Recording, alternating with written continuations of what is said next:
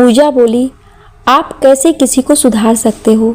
उसने आपसे प्यार नहीं किया, पर आपने उससे प्यार किया तो गलती आपकी थी। आपको प्यार करने से पहले सोचना चाहिए था। जैसे आपने मुझे गलती से किडनैप किया, मैं वो हूँ ही नहीं जिसे आप किडनैप करना चाहते थे। आपको खुद का पता नहीं कि क्या करना है। इंसान जब किसी चीज़ का गुलाम हो जाता है तो वो गलतियाँ करने लगता है। आप आज भी उसे चाहते हैं, उसे ही प्यार करते हैं। पूजा उसे बातों में उलझा रही थी। नहीं, मैं उससे नफरत करता हूँ, बहुत ज़्यादा नफरत। अगर नफरत करते तो उसकी याद में ये मर्डर क्यों करते? किसी को प्यार करते हैं तो उसे याद करते हैं। आप बताएं कि क्यों कर रहे हैं? बदला लेना है हर बेवफा लड़की से, लेकिन जीत तो उसकी हो गई। उसके कारण आप सबको मार रहे हैं। वो खुश हो रही होगी कि उसने आपको बुरा आदमी बना दिया, उसने तबाह कर दिया आपको। नहीं, मैं बुरा नहीं हूँ। किसी को मारना अच्छी बात कैसे हो सकती है? ये जिंदगी उस रब ने दी है तो मौत का हक भी उसका है। हम अगर करते हैं तो गलत है। वो सुन्न हो गया। पूजा को लगा कि उसकी बातें असर कर रही हैं। वो बोलने लगी तो वो उठा और दरवाज़ा बंद करके चला गया। वो चुपचाप खाने को देखती रही। मीनू और उसकी बहन घर आ गए थे। उसकी बहन ने काफ़ी समझाया पर मीनू के पल्ले कुछ नहीं पड़ रहा था। वह चुपचाप बाहर आ गया। उसने टाइम देखा, पूजा का पार्क में बैठने का टाइम था, तो वो पार्क की तरफ भाग गया। उसने देखा पूजा चुपचाप सर झुकाए चली जा रही है। अचानक किसी ने उसके मुंह पर कपड़ा रखा और उसे कार में डाल दिया, और वो वहाँ से बहुत दूर था। वो जब तक वहाँ पहुँच कार दूर जा चुकी थी। वो जल्दी से अपनी कार की तरफ दौड़ा। कार लेकर उसने उसका पीछा किया, पर वो गायब हो गई थी। आगे दो रास्ते थे। मीनू ने तय किया पहले एक रास्ते से जाएगा, फिर दूसरे से। उसने ऐसा ही किया। फिर उसने नीचे उतरकर मिट्टी में कार के टायर के निशान ढूंढे, पर कुछ न मिला। फिर वो दूसरे रास्ते से आया। उसे बहुत दूर वही कार दिख गई। उसने वापस कार में आकर पूजा के प्रोफेसर को फोन करके सब बता दिया। वो पुलिस लेकर उस जगह आ गया। मीनू वहीं वेट कर रहा था। उसे पता था कि वो अभी अंदर है। उसका मन घबरा रहा था, पर वो अकेले जाने का रिस्क नहीं ले सकता था, क्योंकि उसे पता नहीं था कि अंदर कितने लोग हैं। वो भागकर कमरे के बाहर दीवार से लगकर खड़ा हो गया। उसे पूजा की आवाज़ सुनाई दे रही थी। उसने सब सुना जो उसने कहा। उसका दिल अब बिल्कुल टूट गया, पर उसने पूजा को बचाना था। जैसे ही वो बाहर आया, मीनू ने उसे पकड़ लिया और कराटे का जोरदार पंच मारकर बेहोश कर दिया। पुलिस भी आ गई थी। उसने जल्दी से दरवाज़ा खोला। सामने पूजा बैठी थी, बंधी हुई। वो गया, उसने उसके हाथ खोल दिए। पूजा ने उसे थैंक यू कहा। मीनू पुलिस को बताकर चला गया। प्रोफेसर भी आ गए थे। पुलिस ने पूजा को छुड़ा लिया और उसे पकड़ लिया। एक शातिर सीरियल किलर अब पुलिस के कब्जे में था। पूजा मीनू को ढूंढ रही थी, पर वो कहीं नहीं था। प्रोफेसर ने पूजा से पूछा, तुम ठीक हो? जी सर, यही जगह है जहाँ ये सबको रखता है। देखने से तो ऐसा ही लगता है ये साइको है। इसे पता ही नहीं कि ये क्या कर रहा है। आप इसकी क्लास जरूर लें। मीनू को पुलिस ने थोड़ी देर रोककर पूछताछ की, फिर घर भेज दिया। मीनू घर आकर लेट गया। उसने तय कर लिया था कि वो अब पूजा के बारे में सोचना छोड़ देगा। उसने मिनमिन को बुलाया। मिनमिन, हम वापस चलेंगे। अब मुझे यहाँ नहीं रहना। जितनी जल्दी की टिकट करा सकती हो बुक करा लो। पूजा कई दिन उसी केस में उलझी रही। जब वो फ्री हुई तो वो बुक स्टोर पर गई। जेनी ने उसे बताया कि कितने दिन हो गए मीनू नहीं आया। पूजा को भी अब उसकी आदत हो गई थी। वो उसे दिखता भी नहीं था, फिर भी उसे ये लगता था कि वो आसपास ही है। अब उसे उसके बिना खाली लगने लगा।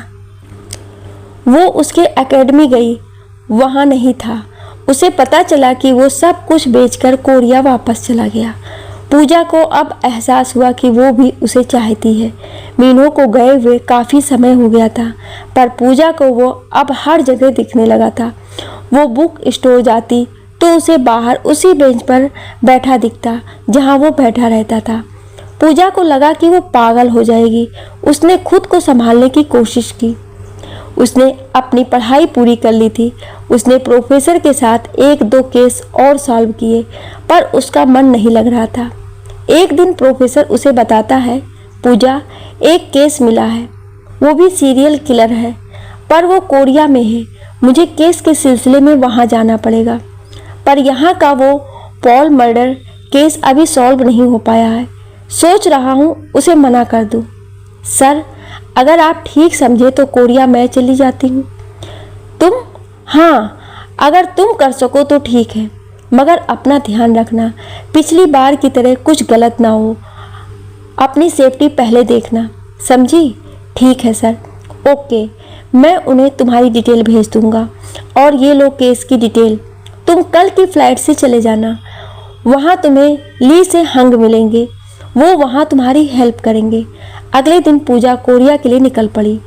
उसे मन में आस थी कि वो मीनू उसे जरूर मिलेगा, मगर कैसे, ये वो नहीं जानती थी। उसके पास ना तो मीनू का पता था, ना फ़ोन नंबर। वो कोरिया पहुंची तो उसे एयरपोर्ट पर ली से हंग मिल गया। वो एक 40 साल का हैंडसम बंदा था। पूजा को वो होटल ले गया।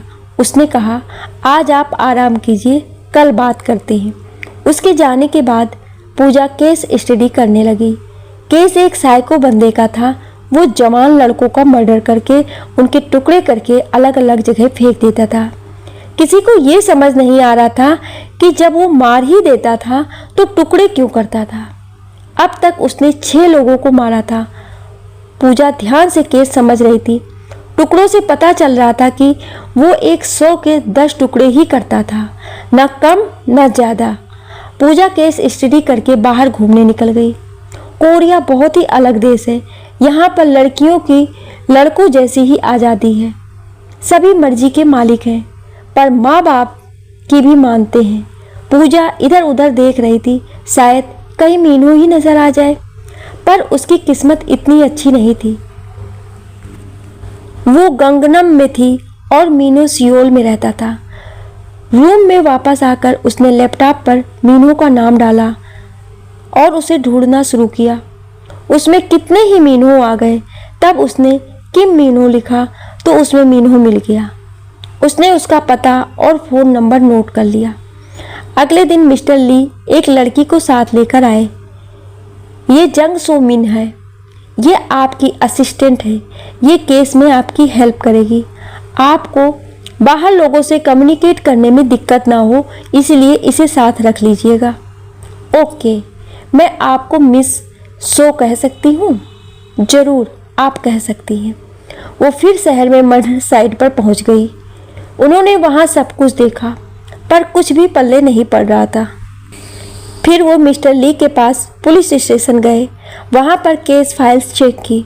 उन्होंने देखा कि मर्डर हर बार नई जगह होता था और कत्ल होने वालों की उम्र 20 से 26 के बीच थी। सभी पढ़ने वाले बच्चे थे।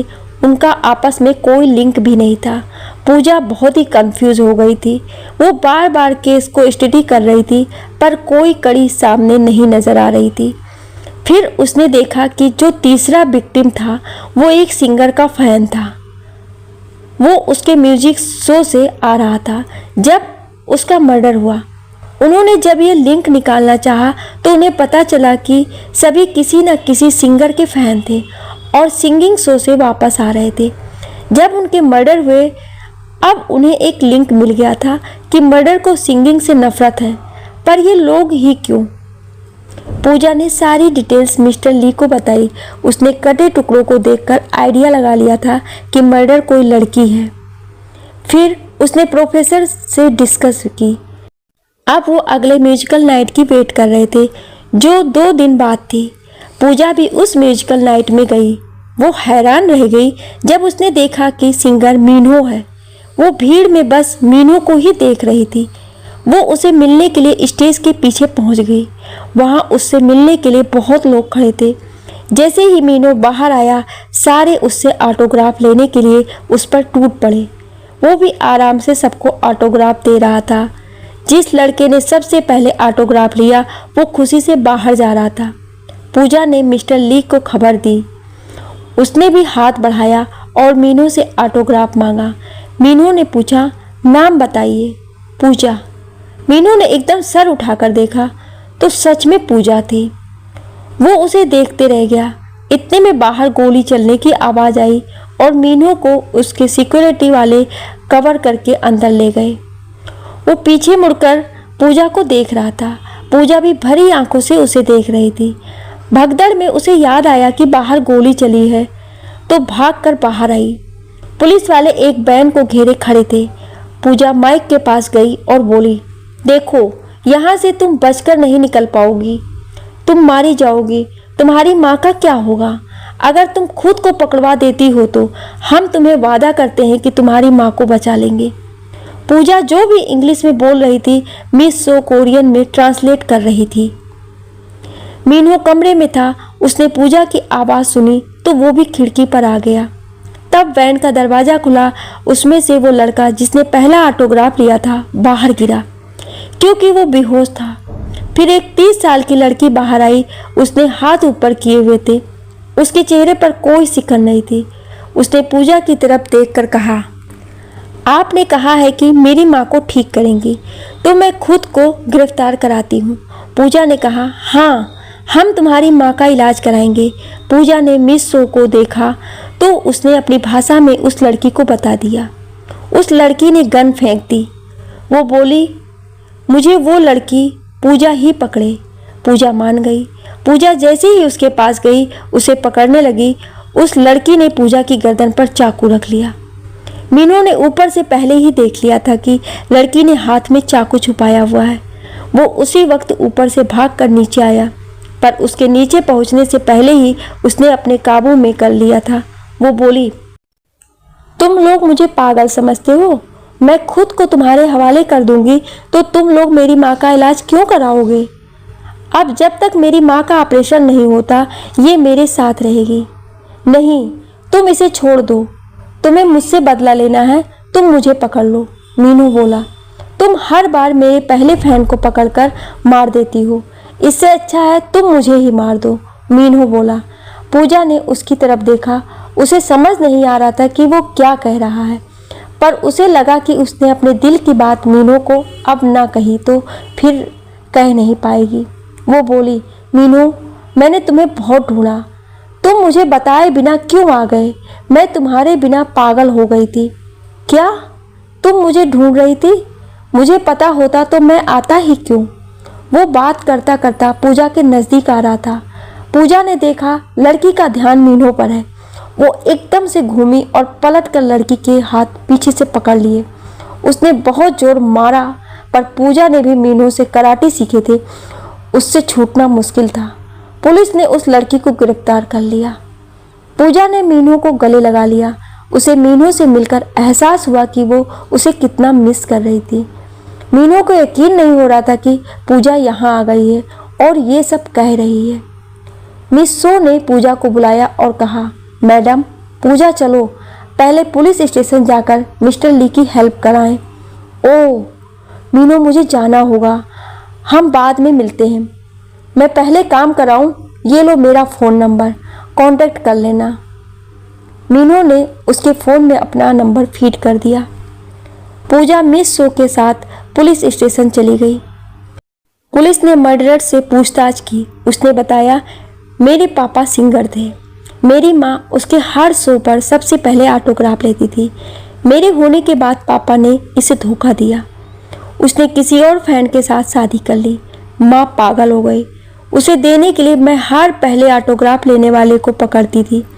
वो ऑटोग्राफ माँ को दे देती थी, पर मेरे अंदर उन फैंस के लिए नफरत भर गई। मैं उन्हें मारने लग गई। मुझे मज़ा आता था। मैं क्लोरोफॉर्म सुंघाकर उन्हें बेहोश कर देती, फिर उनके टुकड़े करके फेंक देती। पर तुम ये 10 टुकड़ों की क्यों करती थी? मिस्टर ली ने पूछा। आप ये उस मैडम से ही पूछो जिसने आपको यहाँ तक पहुँचाया है। उसने पूजा की तरफ इशारा किया। सब पूजा की तरफ देखने लगे। इसके पापा की जन्मतिथि 10 थी। इसकी माँ 10 तारीख को उसका बर्थडे मनाती थी।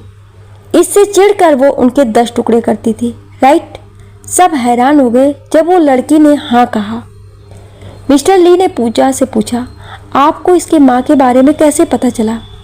मैंने पुलिस फाइल से इसकी डिटेल्स में इसकी माँ का नाम पढ़ा तो मुझे याद आया कि एक बार सेमिनार में हमने उसकी माँ के बारे में मेंटल हेल्थ सब्जेक्ट पर डिस्कस किया था। बस सब क्लियर हो गया। सब पूजा की बुद्धि पर हैरान हो गए। मिस्टर ली बोले, अगर आपकी जानकारी गलत होती, मेरा मतलब इसकी माँ का नाम और उस पेशेंट का नाम अगर एक होता और वो उसकी माँ ना होती तो क्या था? मैंने तो तीर फेंका था और वो निशाने पर लग गया। अगर चूक जाता और तीर चलाती। सब तालियां मारकर उसकी तारीफ करने लगे। पूजा बोली, अच्छा अब मैं चलती। अरे हाँ, आपका वो मीनू से क्या चक्कर है? दिल की बात है, ऐसे नहीं बताई जाती। आपको कुछ दिनों में खुद ही पता लग जाएगा। कहकर पूजा पुलिस स्टेशन से बाहर आई और उसने मीनू को फ़ोन किया। हेलो मीनू, मैं फ्री हो गई, कहाँ हो तुम? पूजा, तुम बताओ कहाँ हो, मैं तुम्हें लेने आता हूँ। पूजा ने अपनी लोकेशन भेज दी। कितना समय लगेगा? बस थोड़ी देर।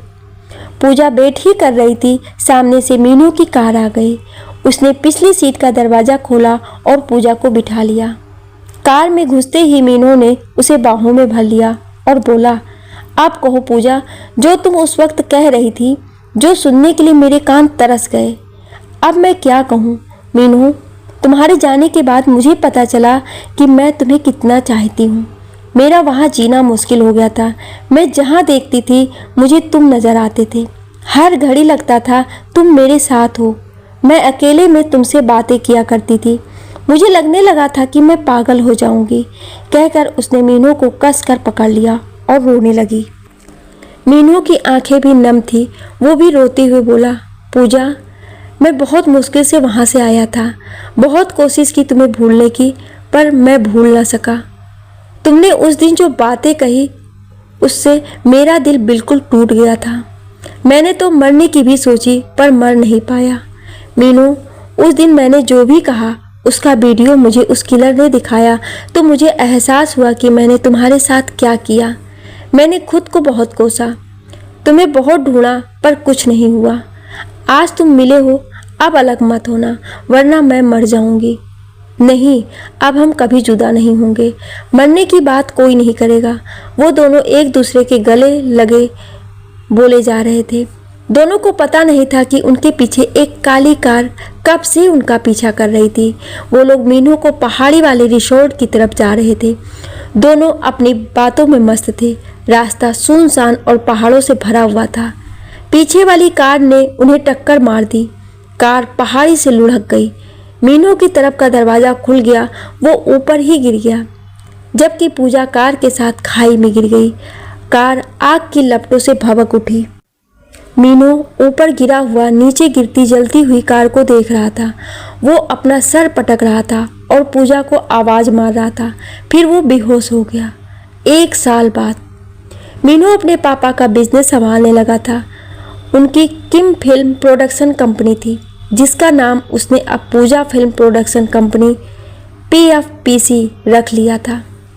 वो बहुत ही खड़ूस किस्म का CEO था। हर कोई उसके गुस्से से डरता था।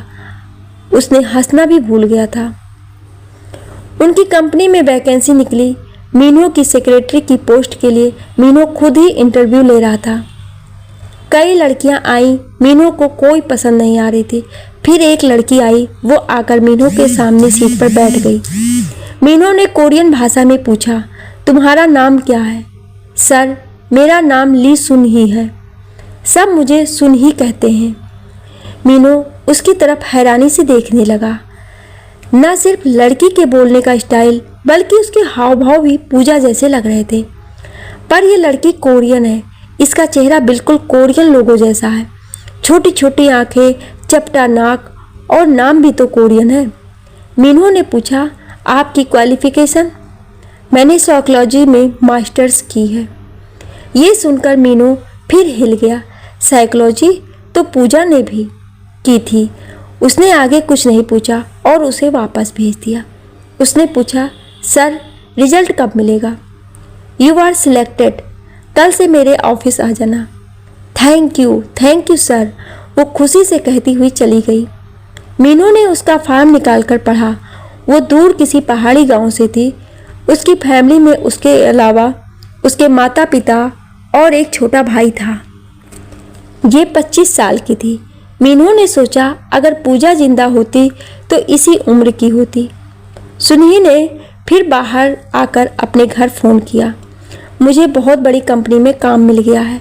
अच्छा, मन लगाकर काम करना, अपनी दवाई टाइम पर लेना, माँ ने कहा। तभी पापा ने फ़ोन छीन लिया। ज़्यादा स्ट्रेस नहीं लेना, हमारी चिंता न करना। छोटे भाई भी बोला, दीदी मेरे लिए रोबोट लेना, वो जो बोलता है। अच्छा ठीक है बाबा, ले आऊँगी। उसने फ़ोन रख दिया। फिर उसने अपनी सहेली जिनसू को फ़ोन किया। तू कहाँ है? मैं आ रही हूँ। वो अपनी फ्रेंड की बेकरी शॉप पर पहुँची। उसने उसे गले लगा लिया और बोली, मुझे PFPC में CEO की सेक्रेटरी की जॉब मिल गई। मैं कल से ज्वाइन कर रही हूँ। क्या सच्ची? वाह, मज़ा आ गया। चलो केक काटते हैं। दोनों ने केक काटा। दोनों बचपन की फ्रेंड्स थी। एक दूसरे के बिना एक दिन नहीं रहती थी। दोनों एक ही घर में रहती थी। जिनसू भी उनके ही गांव की थी। रात को दोनों ने बहुत ड्रिंक की। दोनों सुबह लेट उठी।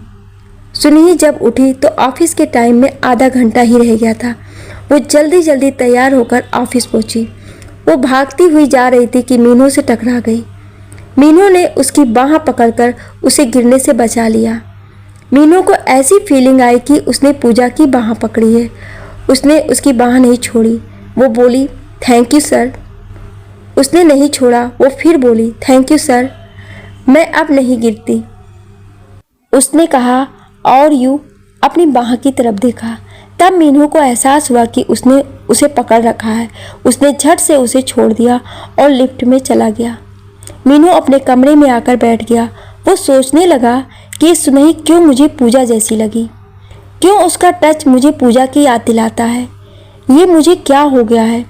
कोई भी देखकर कह सकता है कि सुनिधि पूजा से बिल्कुल अलग है। फिर मेरा मन क्यों नहीं मानता? शायद पूजा का मुझ पर बहुत असर हो गया है। नहीं, मैं पूजा के साथ ये धोखा नहीं कर सकता। पूजा मेरी वजह से मरी थी। वो मेरी बाहों में थी। मुझे उसे कसकर पकड़ना चाहिए था। मैंने उसे कैसे छोड़ दिया? पूजा, मुझे माफ़ कर दो। सोचते सोचते वो रो पड़ा। ये आज की बात नहीं थी। जब से उसे होश आया, उसे ये बात खाई जा रही है कि वो बच गया और पूजा मर गई।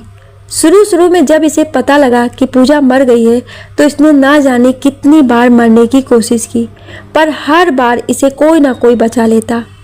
फिर इसने इसे तकदीर मानकर मरने की कोशिश करना छोड़ दिया। जब वो ठीक हो गया तो उसने जिस जगह एक्सीडेंट हुआ था खुद छानबीन की, मगर कुछ नहीं पता चला। कार बुरी तरह जल गई थी, कुछ भी नहीं बचा था। उसने उस जगह छोटा सा घर बना लिया था और अक्सर बैठकर पूजा से बातें करता।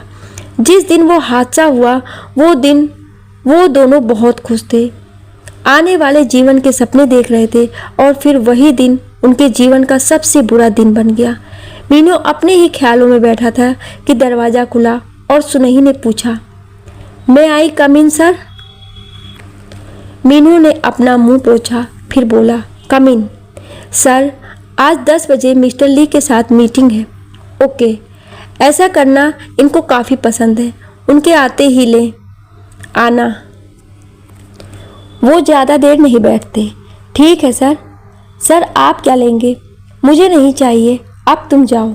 सुनिधि के जाते ही मीनू कुछ फाइल्स वगैरह चेक करने लगा। उस फाइल में पूजा की फ़ोटोज़ थी। पिछले साल से वो उसकी तलाश कर रहा था। पूजा की लाश नहीं मिली थी। रिपोर्ट में लिखा था कि लाश कार में बुरी तरह जलने की वजह से राख हो गई होगी, पर मीनू इस बात को मानता नहीं था। वो अब भी सोचता था कि पूजा जिंदा है और एक दिन उसके सामने आ जाएगी। इसलिए उसने मिस्टर ली की मदद ली थी। वो भी ऐसा ही सोचते थे। मिस्टर ली सही समय पर आ गए। सुनई उनके लिए कॉफ़ी लेकर आई। सर, ये आपकी कॉफ़ी। आप कुछ और लेंगे? मिस्टर ली ने उसकी तरफ हैरान होकर देखा। वो इंग्लिश बोली थी। उन्हें ऐसा लग रहा था कि इसका स्टाइल पूजा के बोलने के स्टाइल से मिलता है। वो एक बार तो ठिठक गए। फिर उसके चेहरे को देखकर मीनू से पूछा, ये कौन है? ये मेरी सेक्रेटरी है सुनई। ओह, थैंक यू। वैसे मैं कोरियन हूँ। ओके सर, कहकर वो वहाँ से चली गई। मिस्टर ली बोले, एक बात कहूँ मीनू, इसका इंग्लिश का एक्सेंट कोरियन नहीं है। मुझे पता नहीं क्यों पूजा जैसा लगा। जी मुझे भी ऐसा ही लगा था, पर ये कोरियन है। ये देखिए इसका फॉर्म। मीनू ने उसका फॉर्म निकालकर मिस्टर ली को दिखाया। उन्होंने देखकर कहा, हाँ हो सकता है हमें गलत लगा हो, पर वो कोरियन भी अजीब सी बोलती है। अरे इसने भी साइकोलॉजी की है। हाँ, पर ये पूजा नहीं हो सकती। आप मेरी पूजा को ढूंढें। मिस्टर ली बोले, मीनू, मैं आज यही बताने आया था कि हमने अपनी पूरी कोशिश कर ली, पर कुछ पता नहीं चला। ऊपर से ऑर्डर आए हैं कि हम जांच बंद कर दें।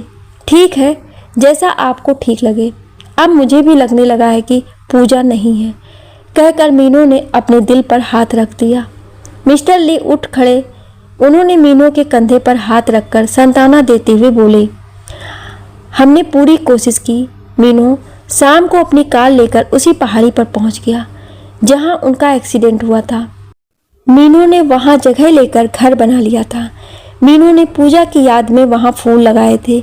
मीनू उन फूलों को पूजा मानता और वहां बैठकर घंटों उनसे बातें करता। वो उनके हिलने को पूजा की हाँ और ना मानता। उसने फूलों की ओर देखकर कहा, पूजा, मेरे ऑफिस में नई लड़की आई है जिसका नाम सुनई है। वो कोरियन है, पर पता नहीं क्यों मुझे वो तुम जैसी लगती है। आज मिस्टर ली आए थे, उन्हें भी ऐसा ही लगा है। ऐसा नहीं कि मैं उस लड़की की तरफ आकर्षित हो रहा हूँ, पर सच मानो वो मुझे तुम जैसी लगती है। वो कोरियन होने के बावजूद इंग्लिश में ज़्यादा बात करती है, और जानती हो उसकी आवाज़ और लहजा बिल्कुल तुम्हारे जैसा है। अगर उसकी ओर ना देखो तो लगता है तुम बात कर रही हो।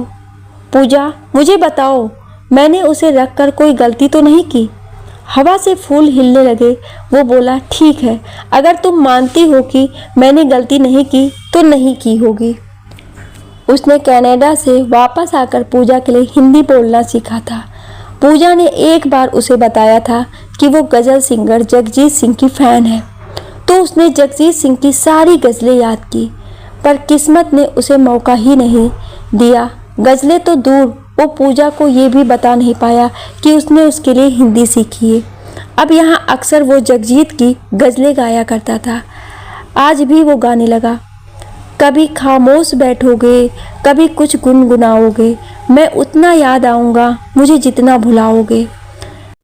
कभी दुनिया की मुकम्मल बन के आएगी निगाहों में, कभी मेरी कभी दुनिया की हर शख्स में पाओगे, मैं उतना याद आऊँगा मुझे जितना भुलाओगे।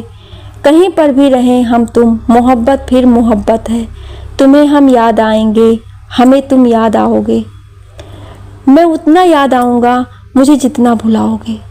गज़ल गाकर वो खुद ही रो पड़ा। राहगीर जो उसकी गज़ल सुनने के लिए रुक गए थे तालियां मारने लगे। कईयों ने इसका वीडियो बनाकर ऑनलाइन शेयर किया। सब इसे पसंद करते थे।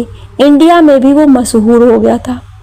वो कई बार वहीं सो जाता, फिर नौकर उसे उठाकर अंदर सुला देते थे। उसके कमरे की दीवारों पर पूजा की बड़ी बड़ी तस्वीरें लगी थी। उसके तकिए, बेडशीट, सब पर पूजा की तस्वीरें थी। किसी का इतना बड़ा दीवाना दुनिया में शायद ही कोई हुआ होगा। सुनई ऑफिस से सीधे जिंसू की बेकरी शॉप पर चली जाती। वो देर रात तक वहाँ काम करती और फिर दोनों इकट्ठे वापस आ जाती। सुनई उसे ऑफिस की सारी बातें बताती।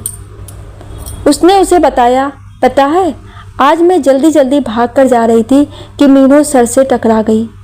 उन्होंने मेरी बाह पकड़कर मुझे गिरने से बचा लिया। तुझे पता, जब उन्होंने मेरी बाह पकड़ी तो मुझे लगा कि जैसे मैं इस टच को पहचानती हूँ। मुझे जाने क्यों उन्हें पकड़े रहने का मन हुआ। उन्होंने भी छोड़ा नहीं। मैंने 2 बार कहा, फिर छोड़ा। इसे लव एट फर्स्ट साइड कहते हैं, मैडम तुझे प्यार हो गया है। जिनसू बोली, नहीं यार, ये फीलिंग अलग ही है, जैसे पिछले जन्म का कोई कनेक्शन हो। मुझे लगता है कि हम पिछले जन्म के बिछड़े लवर्स हैं। बस अब कोई और कहानी ना सुनाने लग जाना। तू ये क्यों नहीं मान लेती कि तुझे उससे प्यार हो गया है? अच्छा ये बता कि वो दिखने में कैसा है? बातें करते करते वो फ़ोन भी चेक कर रही थी। उसमें मीनू की गज़ल का वीडियो आया। उसने चला कर देखा और सुनही को दिखाया। देख, ये कोरियन कितना अच्छा हिंदी गाना गा रहा है। सुनही ने देखा तो वो हैरान रह गई। अरे ये तो मीनू सर हैं। क्या ये तेरे बॉस हैं? ये कितना अच्छा गा लेते हैं। सच में ये स्मार्ट हैं। इनसे प्यार हो जाना नेचुरल है। सुनही उस वीडियो को ध्यान से देख रही थी। उसे वो जगह कुछ जानी पहचानी सी लगी। उसने जिनसू से पूछा, क्या हम इस जगह गए हैं? अरे नहीं, हम यहाँ कभी नहीं गए। ये तो वो ऊपर पहाड़ों पे है और हम लोग बचपन से इस पहाड़ी के बिल्कुल नीचे रहते हैं और कभी ऊपर गए ही नहीं। पर तू ये क्यों पूछ रही है? जिनसू बोली, नहीं, मैं तुझे बता रही थी ना, पिछले जन्म वाली बात। इस जगह को देखकर भी यही लगता है जैसे मैं पहले भी वहाँ गई हूँ। और ये गज़ल जैसे मैं इसे बहुत अच्छी तरह से जानती हूँ और रोज़ सुनती रही हूँ। सुनही बोली, यार तू मुझे डरा मत। अगर ये मजाक है तो बहुत ही बुरा मजाक है। नहीं यार, मैं क्यों मजाक करूँगी, मैं सच कह रही हूँ। ये देख, तुझे मैं ये गज़ल सुनाऊँ? सुनही भी वही गज़ल गाने लगती है। कभी खामोश बैठोगे, कभी कुछ गुनगुनाओगे, मैं उतना याद आऊँगा मुझे जितना भुलाओगे।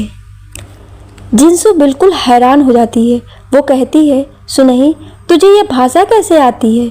देख, इंग्लिश तो ठीक है पर इंडियन भाषा? अब सच में मुझे डर लग रहा है। चल अंकल को फ़ोन करके पूछते हैं। दोनों सुनही के पापा को फ़ोन करती हैं और इधर से फ़ोन उठते ही जिनसू पूछती है, अंकल आपसे एक बात पूछनी है।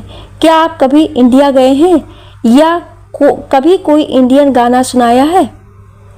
नहीं तो, कहाँ इंडिया और कहाँ हमारा गांव। मैंने तो आजकल सियोल नहीं देखा, तो इंडिया तो दूर की बात। पर तू क्यों पूछ रही है? स्पीकर ऑन था तो सुनही ने भी सब सुन लिया। उसने जिनसू को इशारा किया कि बस और कुछ न बोले और खुद बोल पड़ी, अरे पापा, इसका तो दिमाग ही खराब है। आज कहीं इंडियन गाना सुन लिया इसलिए पूछ रही है। आप लोग आराम कीजिए, कहकर उसने फ़ोन रख दिया। यार हम दोनों तो पहले ही परेशान हैं, पापा को क्यों परेशान करना? हो सकता है मेरा वहम हो। सुनही बोली। अगले दिन ऑफिस में मीनू की आई गज़ल मशहूर हो गई थी। वो जहाँ से गुजरता सब उसे बधाई देते कि गाना अच्छा है। सुनही मीनू को काफ़ी देने आई तो बोली, सर आपने वो गज़ल बहुत अच्छी गाई। क्या आप इंडियन भाषा जानते हैं? हाँ, मेरी गर्लफ्रेंड पूजा इंडिया की है। ये कंपनी उसी की है। उसी ने मुझे ये गज़ल सुनाई थी जो मैंने बाद में सीखी। सुनही कॉफ़ी रखकर जाने लगी तो मीनू को कुछ याद आया। वो बोला, तुम्हें इसके बारे में कैसे पता? जी मैंने फ़ोन में सुनी है। नहीं, ये कैसे पता चला कि ये गज़ल है? बल्कि यहाँ सब इसे गाना ही समझते हैं।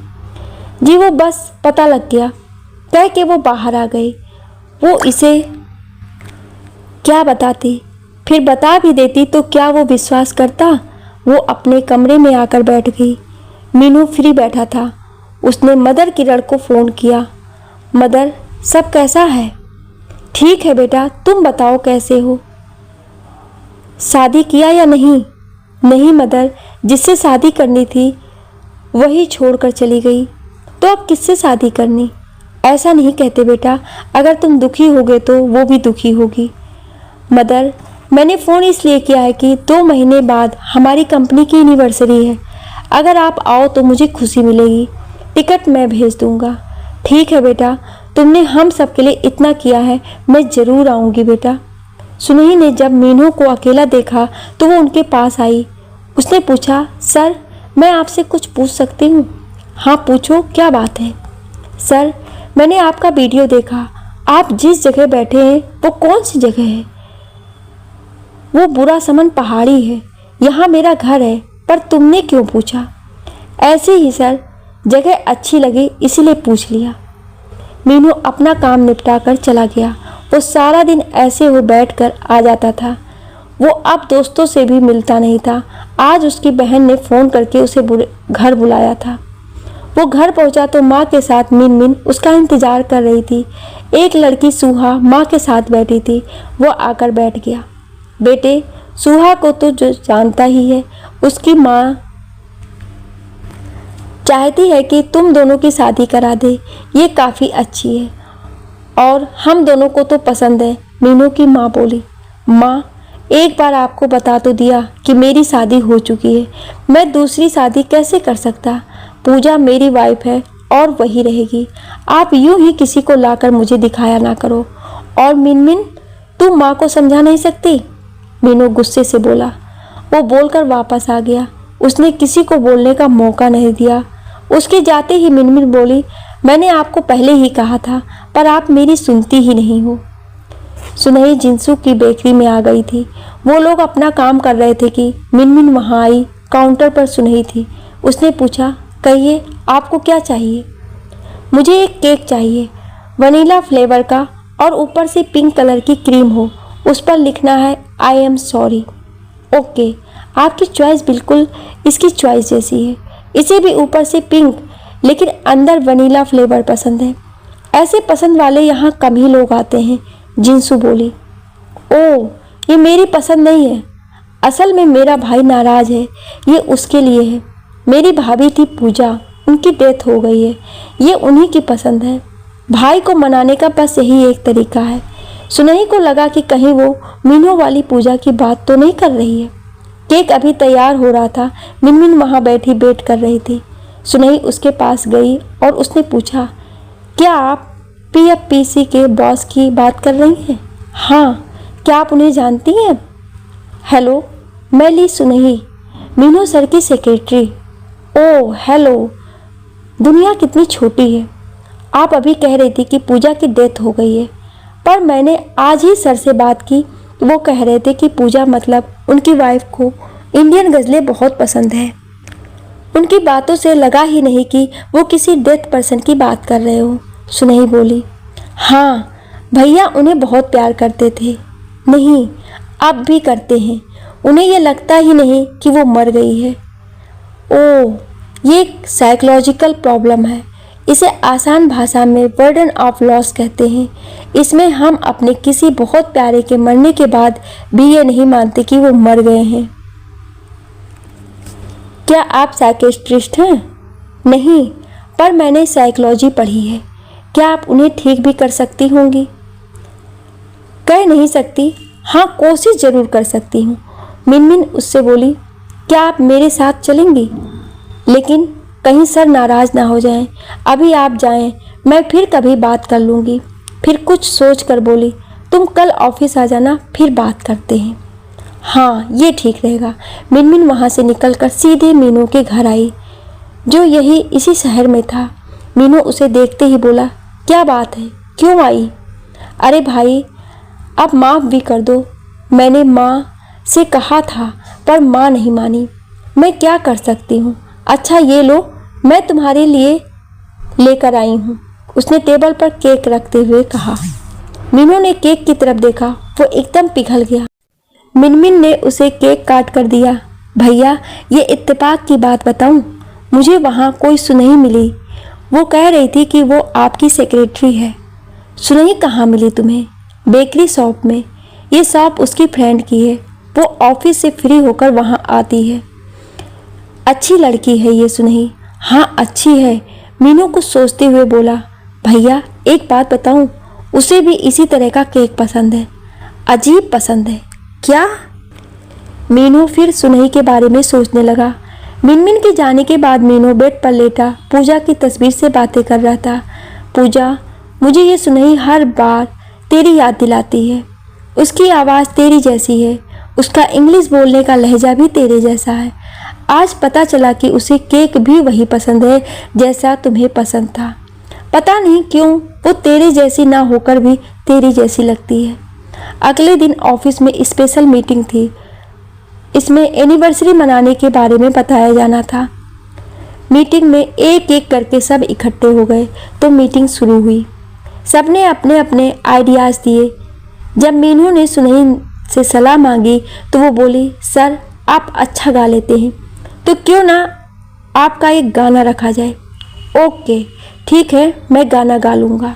मीटिंग ख़त्म हो गई थी, सब चले गए थे, बस सुनैनी ही बची थी। मीनू ने उसे सारी डिटेल को पढ़कर लिखने के लिए दिया।